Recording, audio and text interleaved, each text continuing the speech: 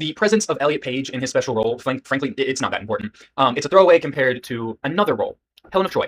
She is the most beautiful woman known to man, the envy of even Aphrodite. She is described as white-armed Helen and fair-cheeked, lending a description of white complexion, particularly a paler one attributed to noble women at the time because they weren't out working.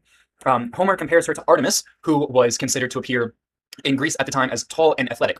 Artemis is then later described as narrow-waisted and long-legged and small-breasted. So, very athletic-looking woman. And of course, she is later depicted with long hair, a straight nose, and almond eyes. Helen's later picture follows this, but also adds blonde hair and lighter eyes to Helen's appearance. It is also important to note that Helen and Achilles are related through Zeus. Helen is the daughter of Zeus, and later Achilles is the great-grandson of Zeus, through Zeus to Achaeus to Peleus to Achilles. Helen is Achilles' great-aunt. This is important because Achilles is clearly described as fair-haired Achilles, the Greek adjective used commonly meaning blonde, golden-haired, light-haired, or tawny-haired. So he's blonde. Zeus and the majority of his lineage are also interestingly described with blonde hair and white skin.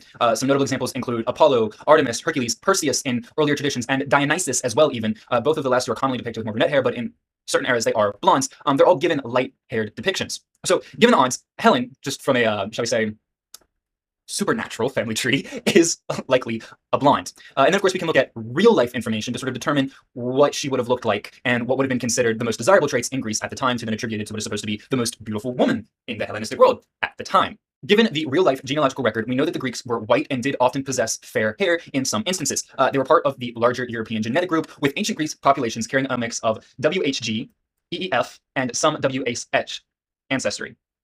If you're wondering what exactly those are, I will put up a blurb somewhere on screen that kind of just gives the names, but they also had a high frequency of haplogroups. This is the more interesting one, including mtDNA, H, J, and T, along with N1A, and Y-DNA of G2A and J2. What does this mean? Well, with this, resulting appearance would be, for hair, dark brown being the most common, and then medium brown being...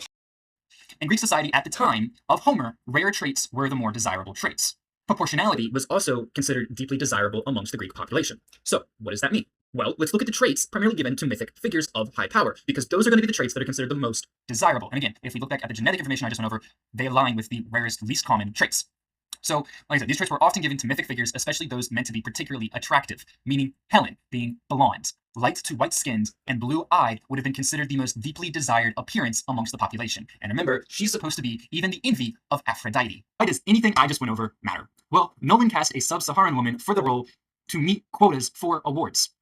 While less destructive than the changes to the themes of the Odyssey, it still breaks the story. The Greeks never would have found her attractive. To the standard of Helen, no, not even close. Call it Eurocentric.